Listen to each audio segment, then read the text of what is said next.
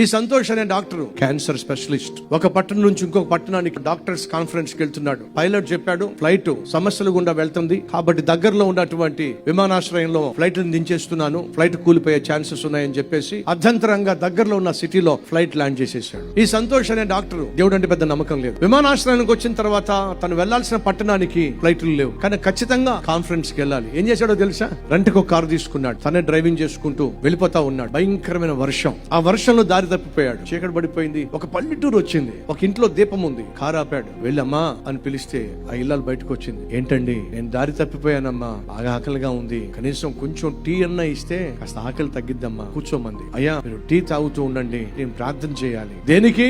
నాకు ఒక సమస్య ఉందయ్యా, ప్రార్థన చేసుకోవాలి. దేవుడు నమ్మడుగా, సరి చేసుకోమా, ప్రార్థన చేసుకో. పక్కనే మంచం ఉందండి, ఆ మంచం మీద ఓ పిల్లాడు ఉన్నాడండి, మోకరించి ప్రార్థన చేస్తుందండి. ఏమని తెలుసా? అయ్యా చిన్న పిల్లాడు క్యాన్సర్ తో అల్లాడిపోతున్నాడు, నేను హాస్పిటల్ కి తీసుకెళ్తే వాళ్ళు ఏం చెప్పారో తెలుసా? అమ్మా ఈ క్యాన్సర్ మేము నయం చేయలేం, ఒకే ఒక్కడు నయం చేయగలడు. ఎవరో డాక్టర్ సంతోష్ అంట, ఆయన క్యాన్సర్ స్పెషలిస్ట్ అట, ఆయన పెద్ద పట్టణంలో ఉంటాడట, అతని దగ్గరికి తీసుకెళ్లే దారి నాకు లేదు.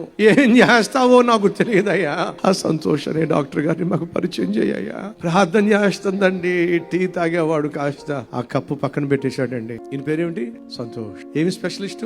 Cancer specialist. ఆ ప్రార్థన అయిపోయిన తర్వాత రెండు చేతులు జోడించి, నాకు స్వతహాగా దేవుడు అంటే నమ్మకం లేదమ్మా, కానీ నువ్వు సేవిస్తున్న దేవుడు మాత్రం సామాన్యుడు కాదమ్మా, నీ ప్రార్థన ఆలకించే దేవుడు ఉన్నాడని, ఆ దేవుడు నువ్వు సేవించే దేవుడు అని ఈ రోజు నీ ప్రార్థన ద్వారా నాకు తెలిసిందమ్మా. ఆకాశంలో వర్షం కురిపించాడు, నన్ను కారెక్కించాడు, దారి తప్పించాడు, తిన్నగా ఇంటికి తీసుకొచ్చేశాడు. ఈ దేవుడు సామాన్యుడు కాదమ్మా. మన ప్రార్థన దేవుడు వింటాడు.